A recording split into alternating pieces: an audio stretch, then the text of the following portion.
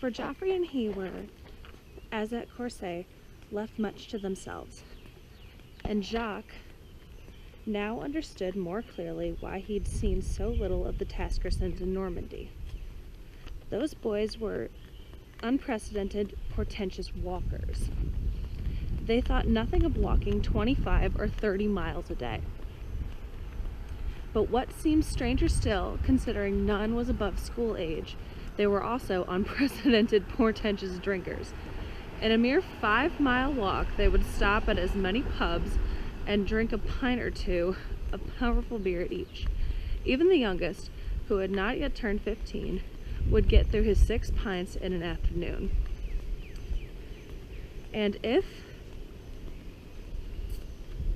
anyone was sick, so much the better for him. That made room for more. Neither Jacques, who had a weak stomach, though he was used to a certain amount of wine at home, nor Joffrey, who disliked the taste of beer, and besides attended a strict Wesleyan school, could stand this medieval pace. But indeed, the whole family drank inordinately. Old Taskerson, a kindly, sharp man, had lost the only one of his sons who'd inherited any degree of literary talent. Every night he sat brooding in his study, with the door open, drinking hour after hour, his cats on his lap, his evening newspaper crackling, distant, disapproval of the other sons, who for their part sat drinking hour after hour in the dining room. Mrs. Taskerson, a different woman at home, where she perhaps felt less necessity of making a good impression, sat with her sons, her pretty face flushed, half disapproving too, but nevertheless cheerfully drinking. Everyone else under the table.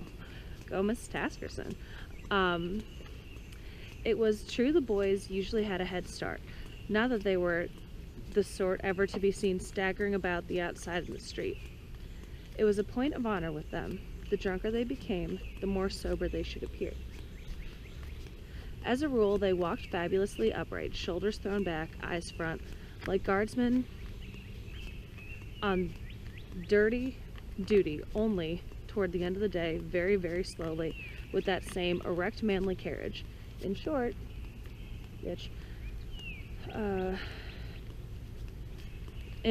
that had so impressed Monsieur Linnell's father.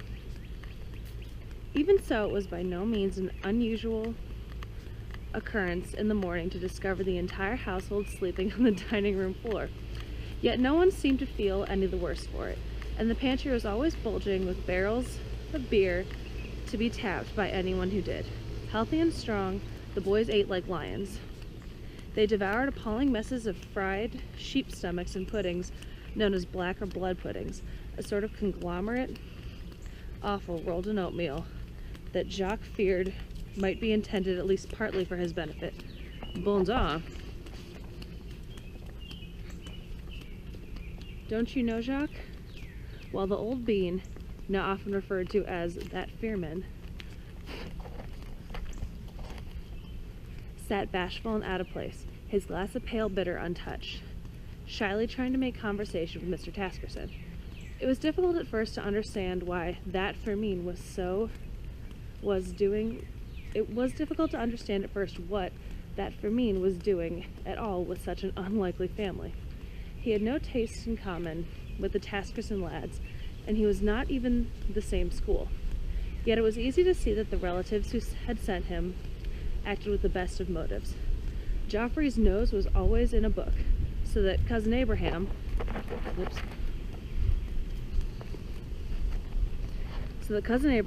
whose work had a religious turn, should be the very man to assist him. Well, as for the boys themselves, they probably knew as little about them as Jacques' own family. They won all the language prizes at school, and all the athletic ones. Sure, these fine, hardy fellows would be just the thing to help poor Joffrey over his shyness, and stop his wood gathering about his father and India. Funny. Oops. Jacques' heart went out to the poor old bean. His mother had died when he was a child in Kashmir, and within the last year or so, his father, who'd married again, had simply, scandalously, disappeared.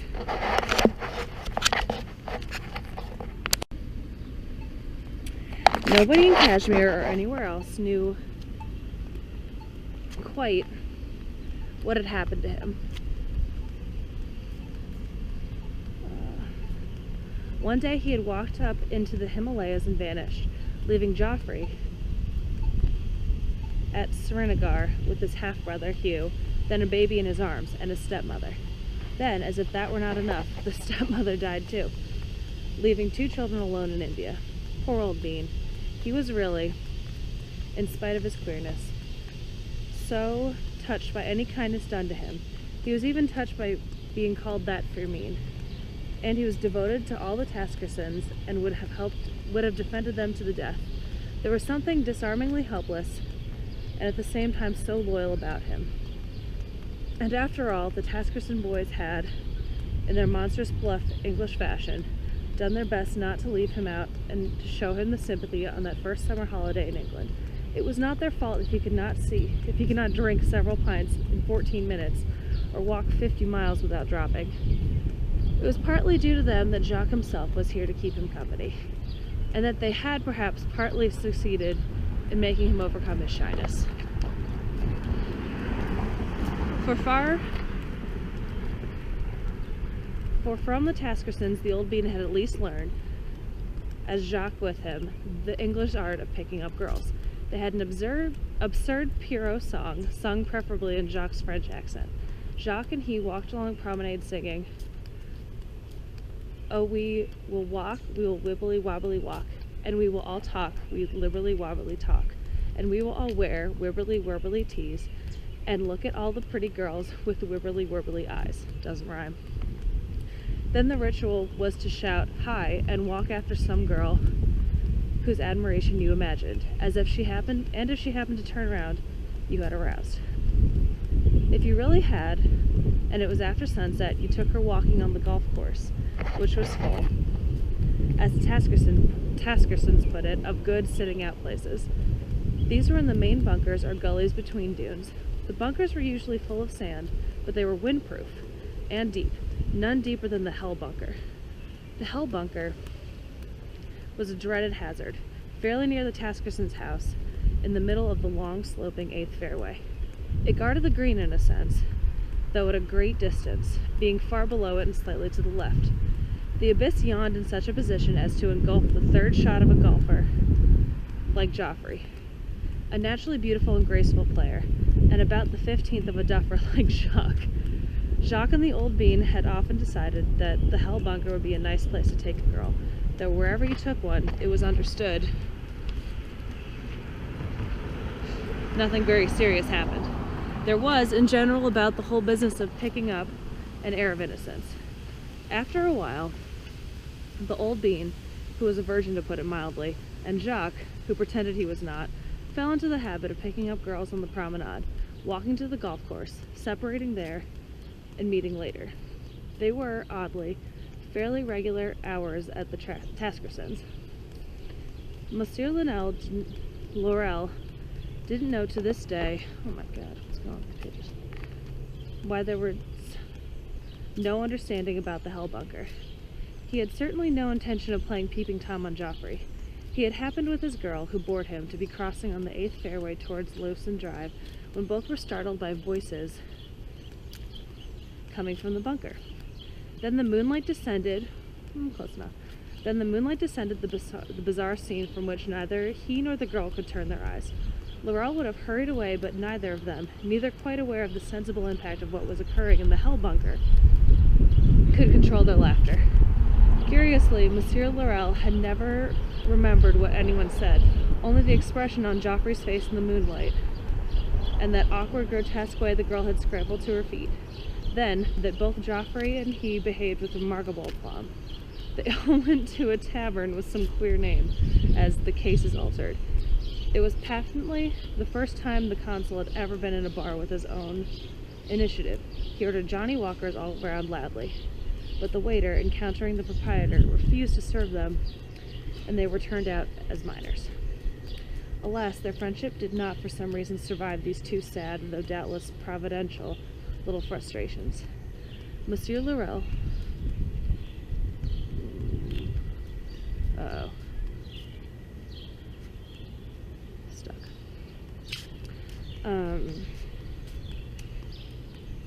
M. Laurel's father had meantime dropped the idea of sending him to school in England. The holiday fizzled out in desolation and equinoctial gales. It had been a melancholy, dreary parting at Liverpool, and a dreary, melancholy journey down to Dover and back home, loathsome as an onion peddler on the straight sea channel boat home to Calais. Pretty. Emmeline straightened, instantly becoming aware of activity, to step just in time from the path of a horseman who had reined up sideways across the bridge.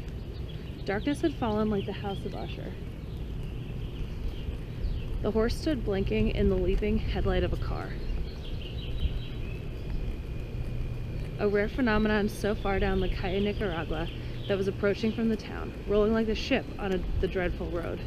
The rider of the horse was so drunk he was sprawling all over his mount, his stirrups lost, a feat itself considering the size, and barely managing to hold on by the reins.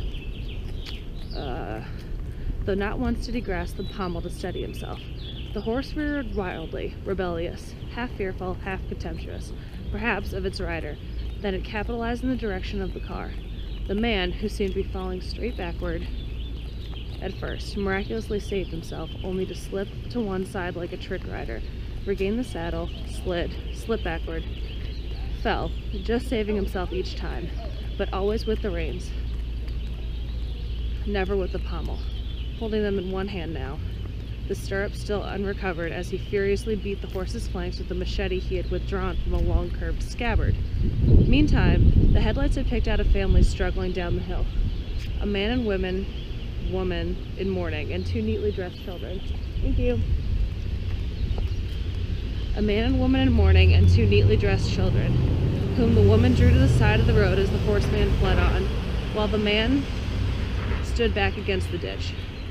The car halted, dimming its lights for the rider, then came towards Laurel and crossed the bridge behind him.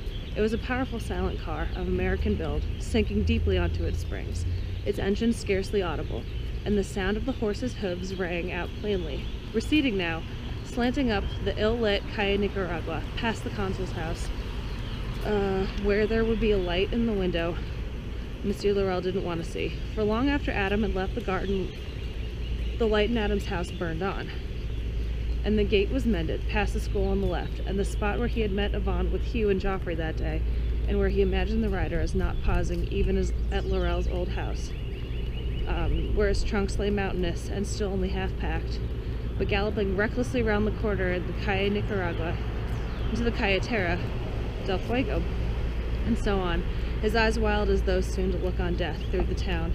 And this too, he thought suddenly, this maniacal vision of a senseless frenzy, but controlled, not quite uncontrolled, somehow almost admirable. This too, obscurely, was the consul. M. Laurel passed up the hill. He stood, tired, in the town below the square. He had not, however, climbed the Calle Nicaragua. In order to avoid his own house, he had taken a cut to the left just beyond the school, a steep, broken, circuitous path that would round behind Mezocolo. People stared at him curiously as he sauntered down the Avenida de la Revolucion, still encumbered with his tennis racket. This street, pursued far enough, would lead back to the American highway again, and the Casino de la Selva. M. Laurel smiled. At this rate, he could go on traveling in an eccentric orbit round this house forever. Behind him now, the fair, which he'd scarcely given a glance, whirled on. The town, colorful even at night, was brilliantly lit, but only in patches like a harbor. Windy shadows swept the pavement, and occasional trees in the shadows seemed as if drenched in coal dust. Their branches bowed beneath the weight of soot. What's going on here?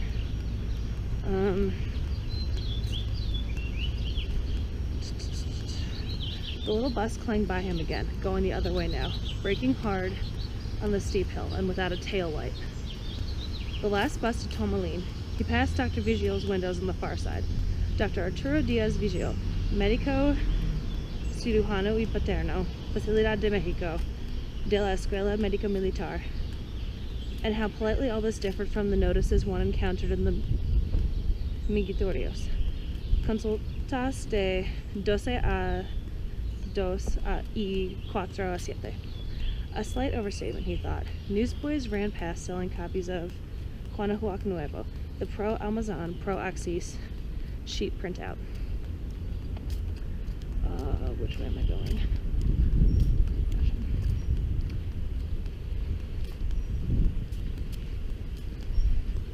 They said, by the tiresome Union Militar.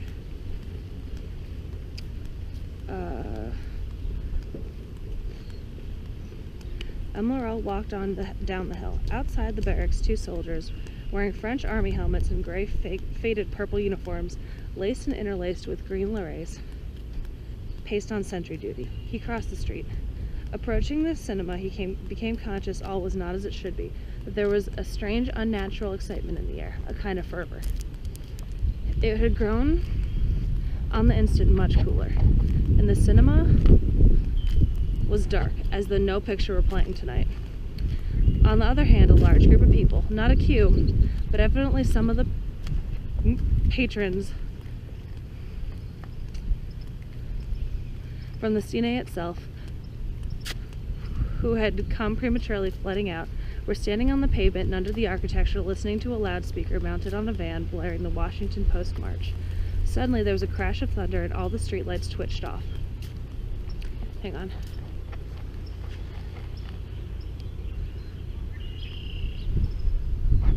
God, that's gorgeous. So the lights of the cine had gone out already. Rain, Monsieur Laurel thought, but his desire to get wet had deserted him. He put his tennis racket under his coat and ran. A troughing wind all at once engulfed the street, scattering old newspapers and blowing the naphtha flares on the tortilla strands flat. There was a savage scribble of lightning over the hotel opposite the cinema, followed by another peal of thunder. The wind was moaning. Everywhere people were running, mostly laughing, for shelter. Monsieur Laurel could hear thunderclaps crashing on the mountains behind him. He just reached the theater in time. The rain was falling in torrents. He stood, out of breath, under the shelter of the theater entrance, which was, however, more like the entrance to some gloomy bazaar or market. Peasants were crowding in with baskets. At the box office, momentarily vacated, the door was left half open. A frantic hen sought admission.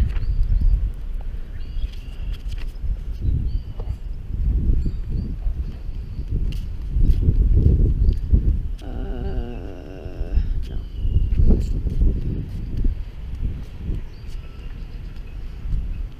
Everywhere people were flashing torches or striking matches.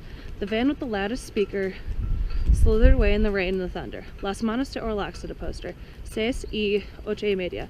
Las manos de Orlac con Peter Lorre. The streetlights came on again, though the theater still remained dark. Monsieur Laurel fumbled for a cigarette. The hand of Orlac.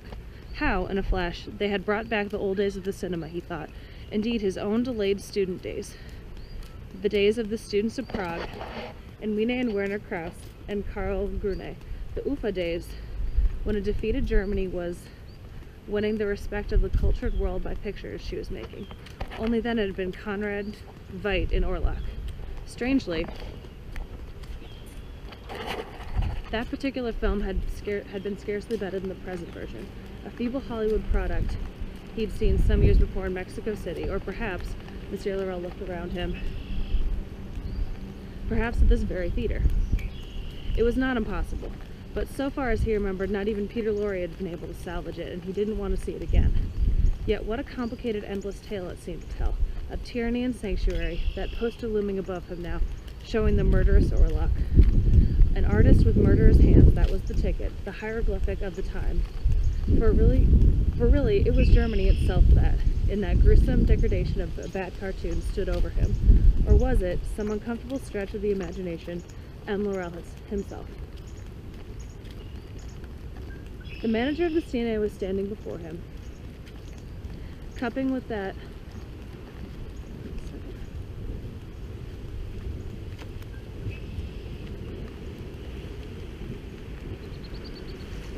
Cupping with that same lightning-swift, fumbling, thwarting courtesy inhibited by Dr. Vigil by all Latin Americans, a match for a cigarette, his hair, innocent of raindrops, which seemed almost lacquered, and a heavy perfume emanating from him, betrayed his daily visit to the peluqueria. He was impeccably dressed in striped trousers and a black coat, inflexibly muy correcto, like most Mexicans of his type, despite earthquake and thunderstone. He threw the match away now with a gesture that was not wasted, for it amounted to a salute. "Come and have a drink," he said.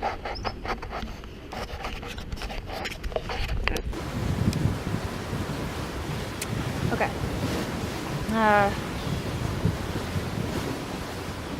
The rainy season dies hard. The rainy season dies hard, and Laurel smiled as they elbowed their way through into a little cantina which abutted the cinema without sharing its frontal shelter. The cantina, known as the Cerveceria XX, and which was also Vigil's place where you know, was lit by candles stuck in a bottle on the bar and on a few tables along the walls. The tables were all full. Chingard, the manager said, under his breath, preoccupied, alert, and gazing about him. They took their places standing at the end of the short bar, where there was room for two. "I'm very sorry the function must be suspended, but the wires have decomposed. Chingado. Every blessed week something goes wrong with the lights. Last week was much worse, really terrible. You know we had a troupe from Panama City here trying out a show from Mexico? Do you mind No, hombre," laughed the other. M. Laurel had asked Senor Bustamante, who now succeeded in attracting the barman's attention.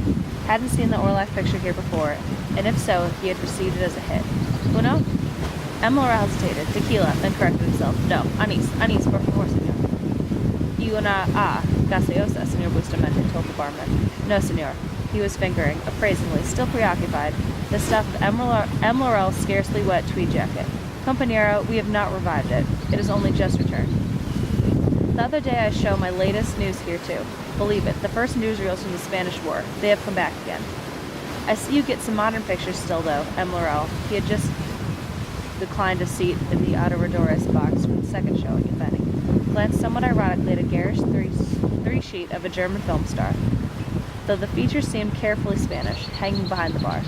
"La simpaticísima y encantadora Maria Landrock, notable artista alemana que pronto habremos de ver en sensacional film. Un momentito, senor." It's too early for Spanish.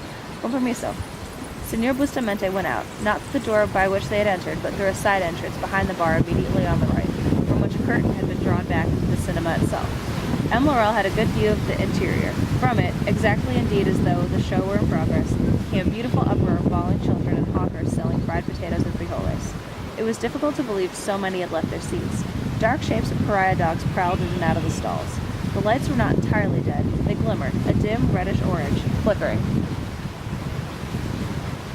On the screen, over which clambered an endless procession of torchless shadows, hung, magically projected upside down, a faint apology for the suspended function.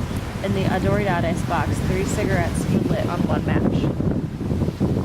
At the rear, where reflected light caught the letter salida of the exit he just made out of the anxious figure of Senor Bustamante taking to his office. Outside it thundered and rained. M. Laurel slipped his water-clouded anise, which was the first greenly chilling, then rather nauseating. Actually, it was not at all like absinthe, but his tiredness had left him, and he began to feel hungry. It was already 7 o'clock. Though Vigil and he would probably dine later at the Gambrinas or Charlie's place. He selected, from a saucer, a quarter lemon and scented reflectively, reading a calendar which, next to the enigmatic Maria Landrock, behind the bar portrayed the meeting of Cortez and Montezuma in Tecnolito. El último emperador azteca, it said below. Montezuma y Hernán Cortés, representativo de la raza hispana. Quedan frente a frente dos razas y dos civilizaciones que hablan llegado a un alto grado de perfección se mezcla para integrar el núcleo de nuestra nacionalidad actual. But Senor Bustamante was coming back, carrying, in one uplifted hand above the press of people who curtained, the book. M. Laurel, conscious of shock, was turning the book over and over in his hands. Then he laid it on the bar counter and took a sip of anise. "Bueno, muchas gracias, senor," he said. "De nada," Senor Bustamante answered in a lower tone. He waved aside with a sweeping, somehow inclusive gesture. A somber pillar advancing bearing a tray of chocolate skulls. Don't know how long, maybe 2, maybe 3 years, I think. M. Laurel glanced at the flyleaf again, then shut the book on the counter. Above them, rain slanted on the cinema roof. It was 18 months since the consul had lent him the thumb maroon volume of Elizabethan plays. At the time, Joffrey and Avant had been separated for perhaps 5 months. In the consul's garden, they drifted gloomily up and down among the roses and the plumbago and the wax plants, like dilapidated preserves. The consul had remarked with a diabolical look on him, a look at the same time almost official, that seemed now to have said, "I know, Jacques, you may never return the book, but suppose I lend it to you for precisely that reason, that someday you may be sorry you did not. Oh, I shall forgive you then. Will you be able to forgive yourself? Not merely for having not returned it, but because the book will by then have become an emblem of what even now it is impossible to return." M. Laurel had taken the book. He wanted it because for some time he had been carrying in the back of his mind the notion of making in France a modern film version of the Faustus story, with some such character as Trotsky for its protagonist. As a matter of fact, he had not opened the volume till this minute. Though the consul had several times asked him for it later, he had missed it that same day when he must have left it behind in the cinema. M. Laurel listened to the water booming down the gutters beneath the one jalousie door of the Cerveceria Exequis, which opened into a side street in the far left-hand corner. A sudden thunderclap shook the whole building, and the sound echoed away like coal sliding down a chute. "You know, senor," he said suddenly, "that this isn't my book." "I know," Senor Bustamante replied, but softly, almost a whisper. "I think your amigo," it was his. He gave a confused cough, and a foggiatura. "Your amigo, the bicho."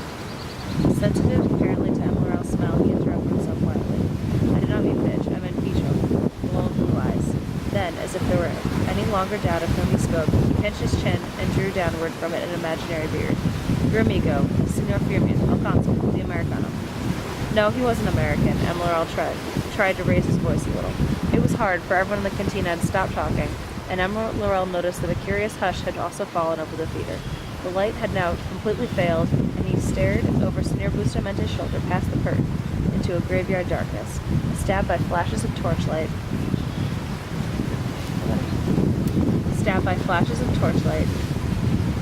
like heat lightning. But the vendors had lowered their voices. The children had stopped laughing and crying, while the diminished audience sat slackly and bored, yet patient before the dark screen, suddenly illuminated, swept by silent, grotesque shadows of giants and spears and birds. Then dark again. The men along the right-hand balcony, who hadn't bothered to move or come downstairs. A solid dark frieze carved into the wall.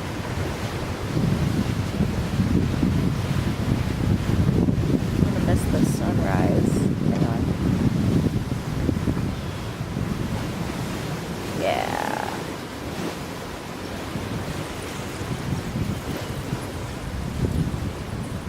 No, Senor Bustamante said softly. He took a sip of his gaseosa, looking into the dark theater, and then, preoccupied again, around the cantina. But it was true then. He was a consul, for I remember him many times sitting here and drinking, and often, the poor guy, he had no socks. M. Laurel laughed shortly. Yes, he was the British consul here. They spoke subduedly in Spanish, and Senor Bustamante, despairingly for another 10 minutes of the lights, was persuaded to a glass of beer while M. Laurel himself took a soft drink. But he had not succeeded in explaining the consul to the gracious Mexican. The lights had dimly come on again in both the theater and the cantina, and though the show had not recommenced, and M. Laurel sat alone at a vacated corner table of the Cerveceria Exequis with another audience before him. His stomach would suffer for it. It was only during the last year he had been drinking so heavily. He sat rigidly, the book of Elizabethan plays closed on the table, staring at his tennis racket propped against the back of the seat opposite he was keeping for Dr. Vigio. He felt rather like someone lying in a bath after all the hot water was run out. Witless, almost dead. Had he only gone home, he might have finished his packing by now, but he had not been able to even make the decision to say goodbye to Senor Bustamante. It was still raining, out of season, over Mexico. The dark waters rising outside to engulf his own Zaguali in the Calle Nicaragua, his useless tower against the coming of the second flood. Night of the culmination of the Pleiades. What, after all, was a consul that one of the mind... What, after all, was a consul that one was mindful of him? Senor Bustamante, who was older than he looked, had remembered the days of Porfirio Diaz, the days when, in America, every small town along the Mexican border harbored a consul. Indeed, Mexican consuls were to be found in every village hundreds of miles from the border. Consuls were expected to look after the interests of trade between countries, were they not? But towns in Arizona that did not do $10 worth of trade a year with Mexico had consuls maintained by Diaz. Of course, they were not consuls but spies. Senor Bustamante knew because before the revolution his own father, a liberal and a member of the Ponciana Arriaga, had been held for 3 months in a prison at Douglas, Arizona, in spite of which Senor Bustamante himself was going to vote for Almazan, on the orders of a Diaz-maintained council. Was it not then reasonable to suppose, he had hinted, without offense, and perhaps not altogether seriously, Senor Firmin was such a consul, not, it was true, a Mexican consul, nor of quite the same breed as those others, but an English consul who could scarcely claim to have the interests of British trade at heart, in a place where there was no British interest, and no Englishmen. The less so, when it was considered that England had several diplomatic relations with Mexico. Actually, Senor Bustamante seemed half convinced that M. Laurel had been taken in, that Senor Firmin really had been a sort of spy, or as he put it, a spider.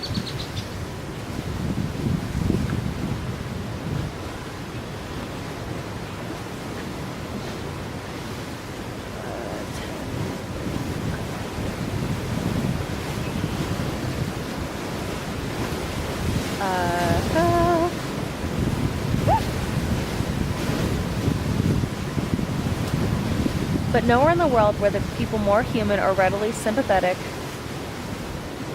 moved to sympathy than the Mexicans, vote as they might for Almazan. Senor Bustamante was prepared to be sorry for the consul, even as a spider, sorry in his heart for the poor, lonely, dispossessed, trembling soul that had sat drinking here night after night, abandoned by his wife. Though she came back, M. Laurel almost cried aloud. That was the extraordinary thing, she came back. And possibly remembering the socks, even by his country, and wandering hatless and desconsolado, and beside himself about the town, pursued by other spiders who, without his ever being quite certain of it, a man in dark glasses he took to be a loafer here, a man lounging on the other side of the road he thought was a peon there, a bald boy with earrings swinging madly on a creaking hammock there, guarded every street and alley entrance, which even a Mexican would no longer believe, because it was not true, M. Laurel said, but which was still quite possible, as Senor Bustamente's father would have assured him. Let him start something and find out. Just as his father would have assured him that he, M. Laurel, could not cross the border in a cattle truck, say, without their knowing it in Mexico City before he arrived, and having already decided what they were going to do about it. Certainly, Senor Bustamante did not know the consul well, though it was his habit to keep his eyes open, but the whole town knew him by sight, and the impression he gave, or gave that last year anyway, apart from always being muy borracho, of course, was of a man living in continual terror of his life. Once he had run into the Cantina El Bosque, kept by the old woman Gregorio, now a widow, shouting something like Sanctuario, that people were after him, and that the widow, more terrified than he, had hidden him in the back room for the half of the afternoon. It was not the widow who told him that, but Senor Gregorio himself before he died.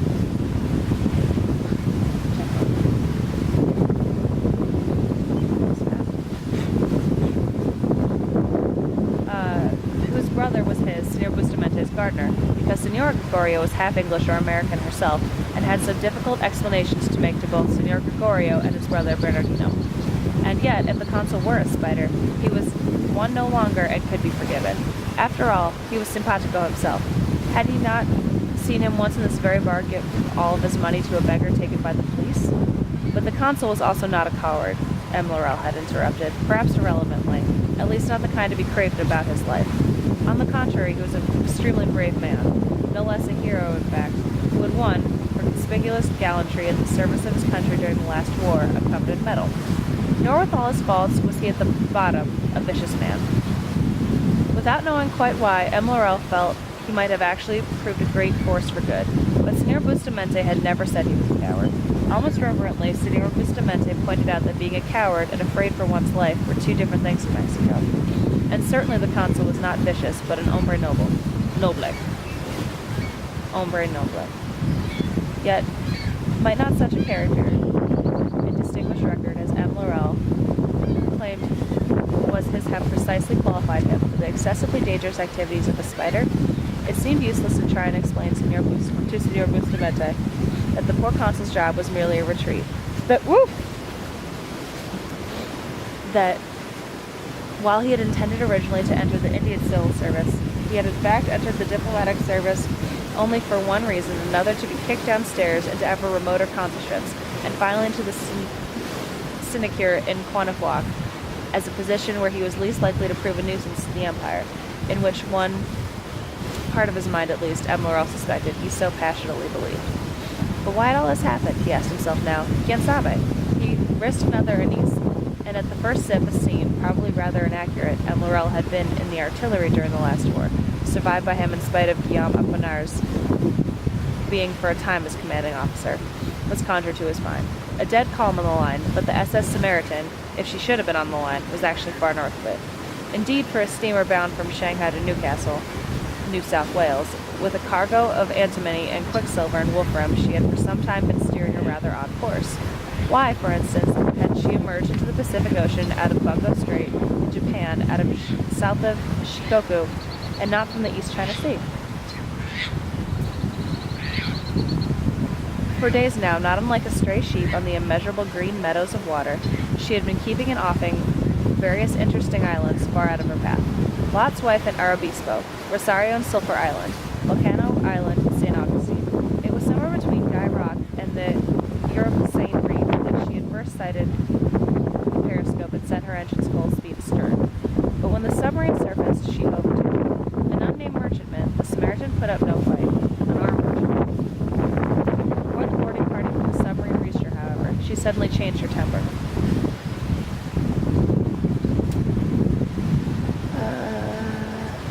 As if by magic, the sheep turned to dragon, belching fire. The U-boat did not even have time to dive. Her entire crew was captured. The Samaritan, who had lost her captain in the engagement, sailed on, leaving the submarine burning helplessly, a smoking cigar aglow on the vast surface of the Pacific. See the sun. It's so pretty. And in some capacity obscure to M. Laurel, for Joffrey had not been in the merchant service, but arrived via the yacht club and something in salvage, a naval lieutenant, or God knows perhaps by that time a lieutenant commander. The consul had been largely responsible for this escapade, and for it, or gallantry connected with it, he had received the British Distinguished Service Order of the Cross. But there was a slight hitch apparently, for whereas the submarine's crew became prisoners of war when the Samaritan, which was only one of the ship's names, albeit that the consul liked best, reached port, mysteriously none of her officers were among them. Something happened to those German officers, and what had happened was not pretty. They had, it was said, been kidnapped by the Samaritan stokers and burned alive in the furnaces. M. Laurel thought of this. The consul loved England, and as a young man may have subscribed, though it was doubtful, this being rather more those days the prerogative of non-combatants, to the popular hatred of the enemy. But he was a man of honor, and probably no one supposed for a moment he had ordered the Samaritan stokers to put the Germans in the furnace. None dreamed that such an order given would have been obeyed, but the fact remained that the Germans had been put there, and it was no use saying that it was the best place for them. Someone must take the blame. So the consul had not received his decoration without first being court-martialed. He was acquitted. It was not at all clear to M. Laurel why he and no one else should have been tried. Yet it was easy to think of the consul as a kind of more lachrymose pseudo-Lord Jim, living in self-imposed exile, brooding, despite his award, over his lost honor. His secret, and imagining that a stigma would cling to him because of it throughout his whole life. Yet this was far from the case. No stigma clung to him, evidently, and he had shown no reluctance in discussing the incident with M. Laurel, who years prior before had read a guarded article concerning it in the Paris Swan. He had even been enormously funny about it. People simply did not go round, he said, putting Germans in furnaces. It was only once or twice during those later months when, drunk thanks to M. Laurel's astonishment, he suddenly began proclaiming not only his guilt in the matter, but that he'd always suffered horribly on account of it. He went much further. No blame attached to the stokers. No question arose of any order given to them. Flexing his muscles, he sardonically announced the single-handed accomplishment himself of the deed. But by this time, the poor old consul had already lost almost all capacity for telling the truth, and his life had become a quixotic oral fiction. Unlike Jim, he had grown rather careless of his honor, and the German officers were merely an excuse to buy another bottle of mezcal. M. Laurel told the consul as much, and when they quarreled grotesquely, becoming estranged again, when bitterer things had not estranged them, and remained so till the last, indeed at the very last had been wickedly, sorrowfully worse than ever, had years before leave so. M. Laurel had opened the book of Elizabethan plays at random, and for a moment he sat oblivious of his surroundings. gazing at the words that seemed to have the power of carrying his own mind downward into a gulf, as in fulfillment on his own spirit of the threat of Marlowe's Faustus had cast at his despair. Only Faustus had not quite said that. He looked more closely at the passage. Faustus had said, "Then I will run headlong into the earth," and, "Oh no, it will not." That was not so bad. Under the circumstances, to run was not so bad as to fly. Intaglioed in the maroon leather cover of the book was a golden faceless figurine also running, carrying a torch like the elongated neck and head of an open beak of the sacred Ibis. M. Laurel sighed, ashamed of himself. What had produced the illusion? The elusive flickering candlelight, coupled with the dim, now though less dim, electric light, or some correspondence, maybe, as Jeff liked to put it, between the subnormal world and the abnormally suspicious. How the consul had delighted in the absurd game, too. Sort of Shakespeare. And what wonders I have done, all Germany can witness. Enter Wagner, solus. Ich soll you what suggestans. Des skip, da kommen from candy, is all full, by God's sacrament, von sugar, almonds, convert, and alle Dingen, tausending. M. Laurel closed the book on Decker's comedy. Then, in the face of the barman who was watching him, stained dishcloth over his arm with quiet amazement, shut his eyes, and opened the book again, twirling one finger in the air, brought it down firmly upon a passage he now held up to the light. Cut is the branch that might have grown full straight, and burned is Apollo's laurel bough, that sometime grew with this learned man, Faustus is gone, regard his hellish fall. Shaken, M. Laurel replaced the book on the table, closing it with the fingers and the thumb of one hand, while with the other he reached to the floor for a folded sheet of paper that had fluttered out of it. He picked up the paper between two fingers and unfolded it, turning it over. Hotel Bella Vista, he read. There were really two sheets of uncommonly thin hotel no-paper coming, that had been pressed flat in the book, long but narrow and crammed on both sides with marginless writing in pencil.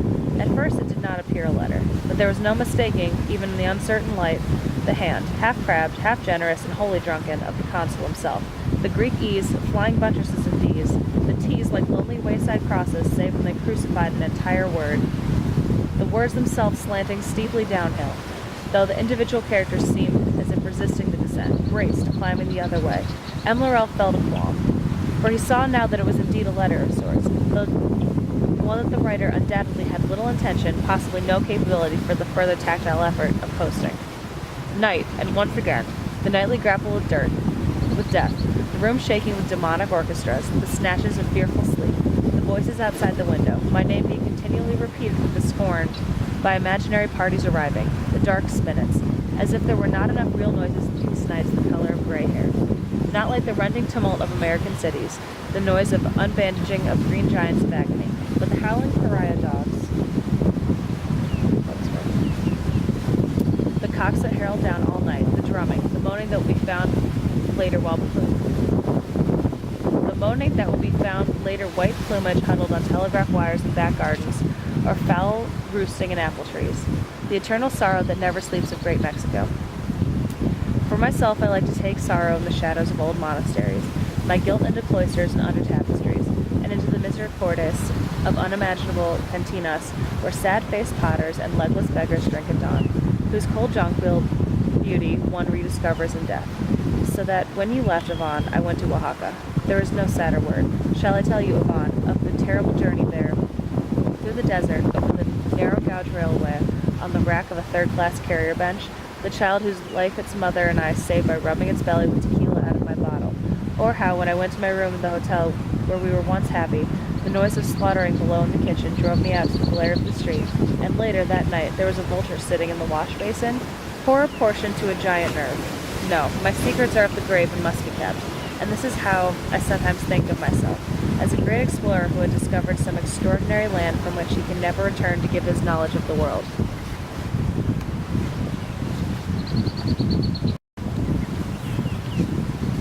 But the name of this land is Helm. It is not Mexico, of course, but in the heart, and today I was in Quanahuac as usual when I received from my lawyer news of our divorce. This was as I invited it. I received other news too. England is breaking off diplomatic relations with Mexico, and all her consuls, those, that is, who are English, are being called home. These are kindly and good men, for the most part, whose names I suppose I demean. I shall not go home with them. I shall perhaps go home, but not to England, not to that home. So at midnight, I drove in the Plymouth to Tomalin to see my Toxlacan friend, Cervantes the cockfighter, at the Salon Ophelia. And thence I came to the Farolito in Parian, where I sit now in a little room off the bar at 4:30 in the morning, drinking ochas and then mezcal, and writing this on some Bella Vista notepaper I filched the other night, perhaps because the writing paper at the consulate, which is a tomb, hurts me to look at. I think I know a good deal about physical suffering, but this is the worst of all, to feel your soul dying. I wonder if this is because tonight my soul has really died, that I feel at the moment something like peace. Or is it because right away through hell there is a path, as Blake well knew, and though I may not take it, sometimes lately in dreams I've been able to see it. And here is one strange effect my lawyer's news has had upon me. I seem to see now, between mezcals, this path, and beyond its strange vistas, like visions of a new life together we might somewhere lead. I seem to see us living in some northern country, of mountains and hills and blue water. Our house is built on an inlet, and one evening we are standing, happy in one another on the balcony of this house, looking over the water.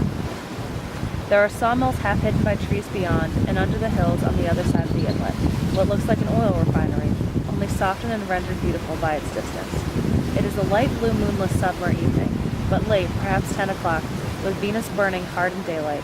So we are certainly somewhere far north, and standing on this balcony, when from beyond along the coast came the gathering thunder of a long, many-engined freight train.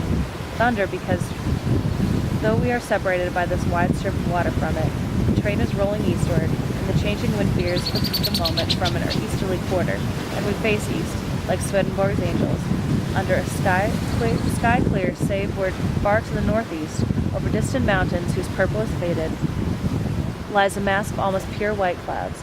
Suddenly, as by a light in an alabaster lamp, illumined from within by gold lightning, yet you can hear no thunder, only the roar of the great train with its engines and its wide shunting echoes as it advances from the hills into the mountains.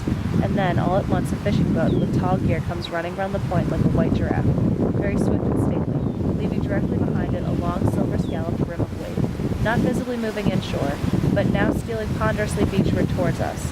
The scrolled silver rim of wash striking the shore first in the distance, then spreading all along the curve of the beach, its growing thunder and commotion now joined to the diminishing thunder of the train, and now breaking Grebois on our beach, while the floats, for there are timber diving floats, are swayed together, everything jostled and beautifully ruffled and stirred and tormented in this rolling sleep of silver.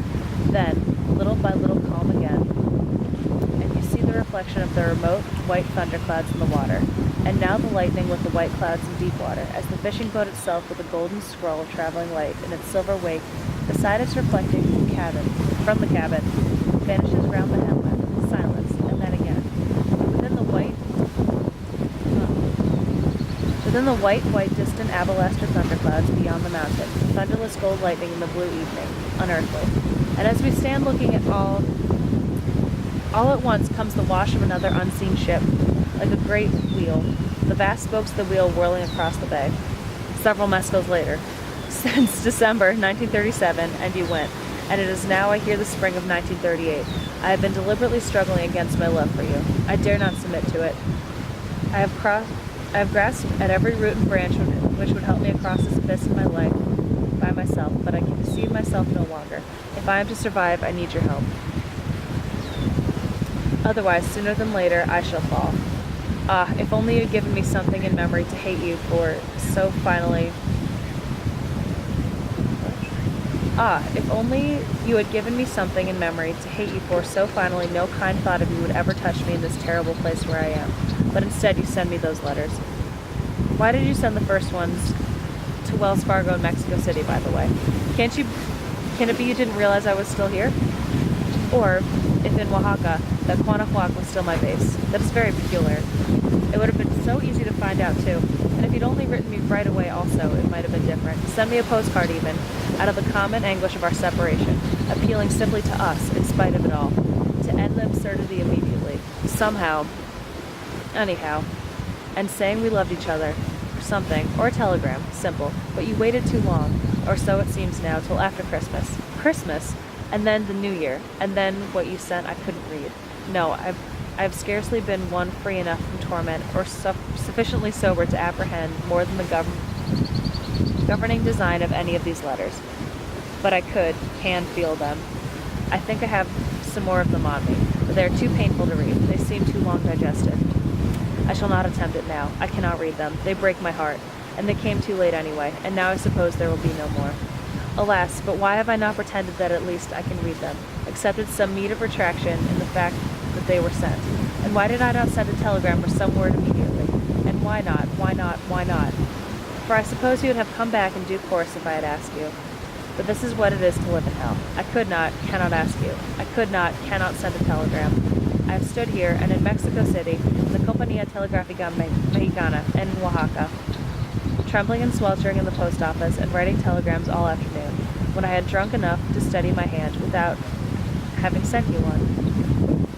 And I at once had some number of yours, and actually called you long distance to Los Angeles, though without success. And another time the telephone broke down. Then why do I not come to America myself? Am I too ill to arrange about the tickets? To suffer the shaking delirium of the endless weary cactus plains?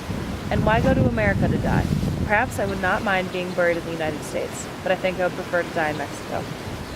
Meantime, you do see me as still working on the book, still trying to answer questions such as, is there any ultimate reality, external, conscious, and ever-present, etc., that can be realized by any such means that may be acceptable to all creeds and religions, and suitable to all climes and countries? Or do you find me between mercy and understanding, between chesed and bina, but still a chesed? My equilibrium, and equilibrium is all precarious, balancing, teetering over the awful, unbridged void, the all but untrudgeable path of God's lightning back to God, as if I were ever in the chesed, more like Quilpah, when I should have been producing obscure volumes of verse entitled The Triumph of Humpty Dumpty, or The Nose of the Luminous Dong, or at best, like Clare, weaving fearful vision, a frustrated poet in every man, though it is perhaps a good idea under the circumstances to pretend at least to be proceeding with one's great work on secret knowledge. Then one can always say, when it never comes out, the title explains this deficiency. But alas for the night of sorry aspect, for oh, Yvonne, I am so haunted continuously by the thought of your songs, of your warmth and merriment, of your simplicity and comradeship, of your abilities in 100 ways, your fundamental sanctity, your untidiness, your equally excessive neatness, the sweet beginnings of our marriage. Do you remember the Strauss song we used to sing? Once a year the dead live for one day. Oh, come to me again as once in May. The General Life Gardens and the Alhambra Gardens. And shadows of our fate at our meeting in Spain. The Hollywood Bar in Granada. Why Hollywood? And the nunnery there. Why Los Angeles? And in Malaga, the Pension Mexico. And yet nothing can ever take the place of the unity we once knew, and which Christ alone knows much still exists somewhere.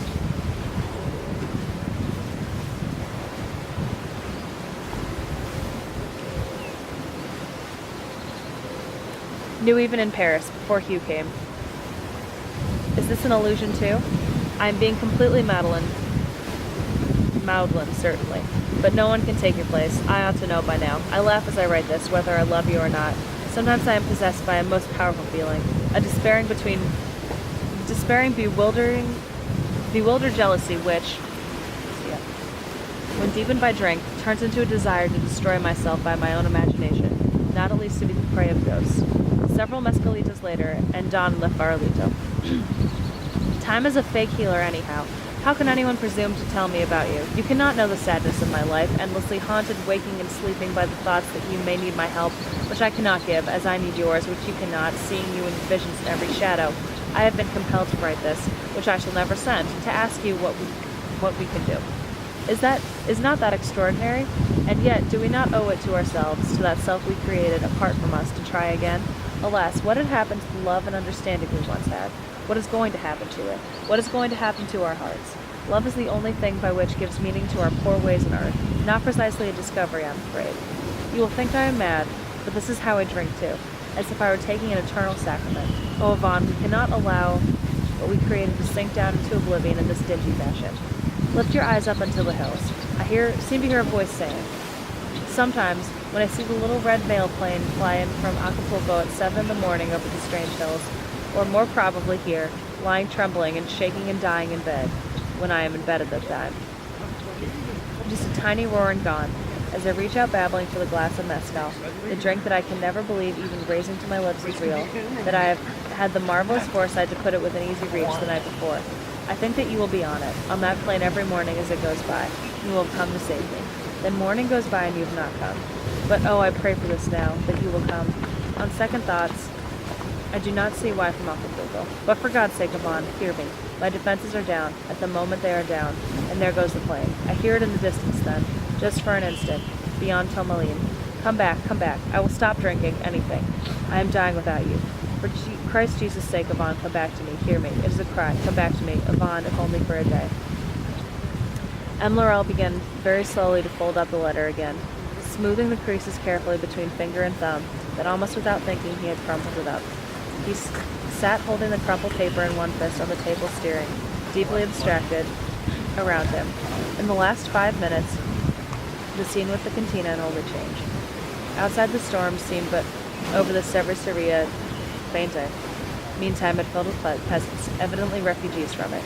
They were not sitting at the tables, which were empty, but while the show had still not recommenced, most of the audience had filed back into the theater, now fairly quiet as in immediate anticipation of it, but crowded by the bar. And there was a beauty and a sort of piety about the scene. In the cantina, held 2 little girls by the hand. Oh, but the candles and the dim electric lights still burned. A peasant held 2 little girls by the hand, while the floor was covered with baskets, mostly empty and leaning against each other. And now the barman was giving the younger of the 2 children an orange. Something went out. That's disgusting.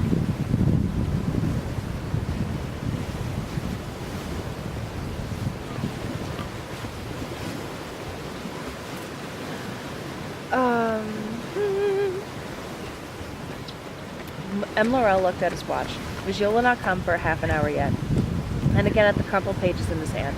The fresh coolness of rain-washed air came through the jalousie into the cantina, and he could hear the rain dripping off the roofs as the water still rushing down the gutters into the street, and from the distance once more the sounds of the fair. He was about to replace the crumpled letter in the book when, half absently, yet on a sudden definite impulse, he held it to the candle flame. The flare lit up the whole cantina with a burst of brilliance, in which the figures of the bar that he now saw included, besides the little children, the peasants, who were quince cactus farmers, in loose white clothes and wide hats. Several women in mourning from the cemeteries, and dark-faced men in dark suits with open collars and their ties undone, appeared, for an instant, frozen, a mural. They had all stopped talking and were gazing round him curiously, all save the barman, who seemed momentarily about to object. Then, lost interest as M. Laurel set the writhing mass in an ashtray, where, beautifully conforming, it folded up against itself. A burning castle collapsed, subsided to a ticking hive through which sparks like tiny red worms crawled